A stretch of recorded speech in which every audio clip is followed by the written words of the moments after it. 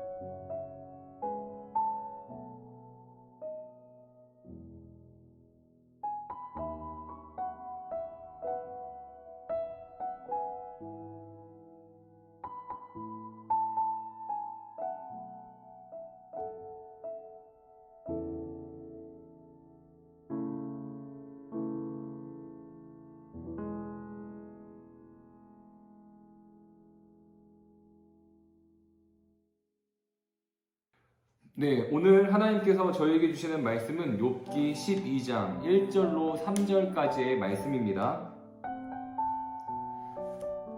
오늘 하나님께서 저에게 주시는 욥기 12장 1절로 3절까지의 말씀을 봉독해 올리도록 하겠습니다.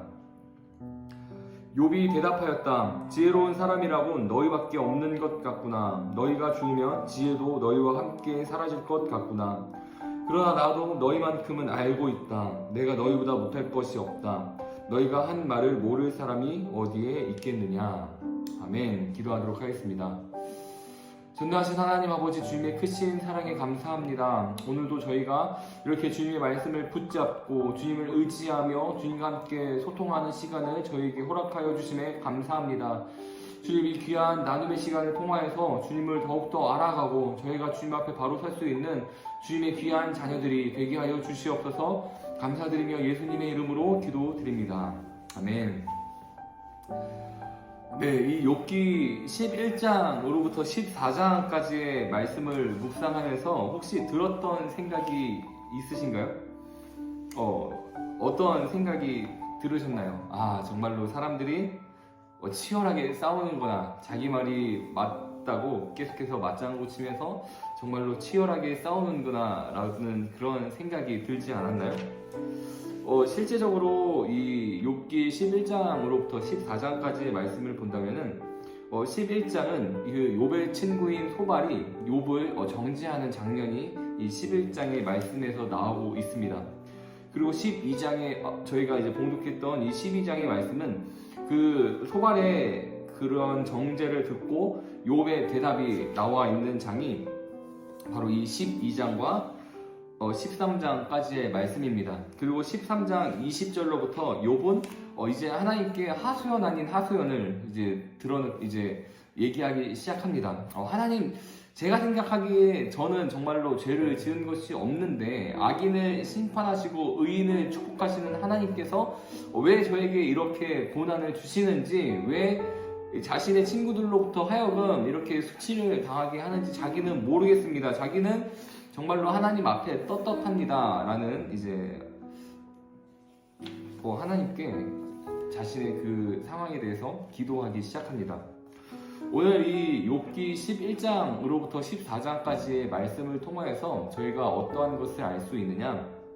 물론 이 지금 11장에 이제 나와 있는 그 욥에 대한 이제 소발의 그 정죄가 어느 한편으로는 되게 날카롭게 들리면서 또 다른 한편으로는 이 소발이 하는 얘기가 맞습니다. 그런데 이 욥의 그러한 상황을 전체적으로 다 그를 위로해 주려는 그러한 목적이 아니라 소발도 다른 한편으로는 좀 자신이 그만큼 하나님을 잘 알고 있다, 그러한 모습을 보이기 위해서 자신이 아는 그 지식을 총동원해서 욥을 정죄하기 시작하는 거죠. 너가 지금 죄를 짓기 때문에 너가 지금 하나님 앞에 회개해야 된다. 하나님께서는 악을 아시고 그 악을 정죄하시는 하나님이기 때문에 너가 정말로 하나님께 진정한 회개를 하고 하나님께 너의 잘못을 고백하면 하나님께서 너를 다시 세워주실 것이다, 회복시켜 주실 것이다, 이렇게 얘기를 합니다. 물론 이 소발의 대답이 맞습니다. 욥을 향한 그 소발의 말이 맞습니다. 죄가 있다면 우리는 하나님께 그 죄를 자복하고 고백해야 됩니다. 그러면 하나님께서는 그 죄를 용서하여 주시고 다시 하나님께서는 바로 세워주시기 때문입니다. 그런데 이 말씀을 통해서 우리가 알 수 있는 것은 무엇이냐? 욥에 대한 정죄에 바로 소발의 그 사랑이 없다라는 것입니다.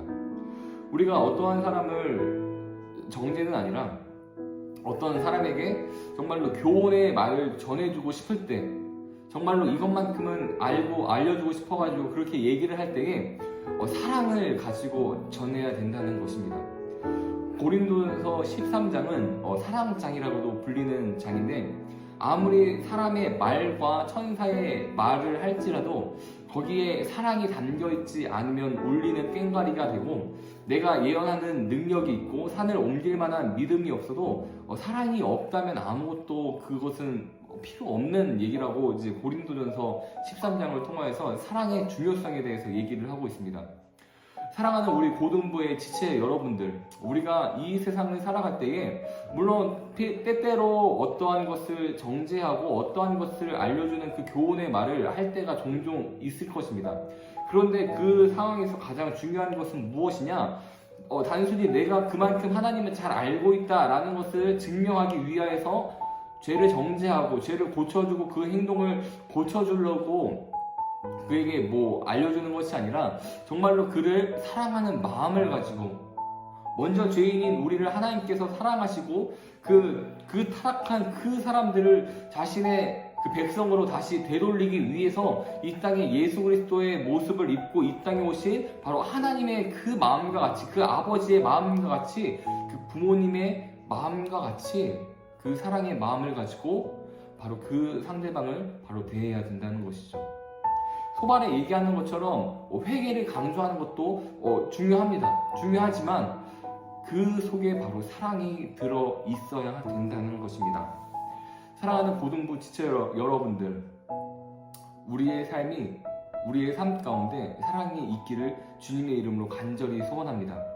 때로는 우리가 잘못하고 우리가 하나님께 용서를 구할 때도 바로 하나님께서는 그 사랑의 마음을 가지고 바로 저희가 지은 죄를 바로 회복해 주시기 때문입니다. 하나님과의 관계를 통하여서, 그리고 수평적으로 자신이 관계를 맺고 있는 그 사람들과의 관계를 통하여서도 바로 사랑이 넘칠 수 있는 고등부의 모든 지체 여러분들이 되시기를 주님의 이름으로 간절히 소원합니다. 오늘의 질문 시간입니다. 욥은 계속해서 하나님 앞에 어떤 태도로 서 있나요? 2번, 하나님이 사람에게 정해 놓으신 것이 무엇인가요? 어제의 감사입니다. 어제 하나님으로부터 받은 은혜, 바로 3가지를 쓰도록 하겠습니다.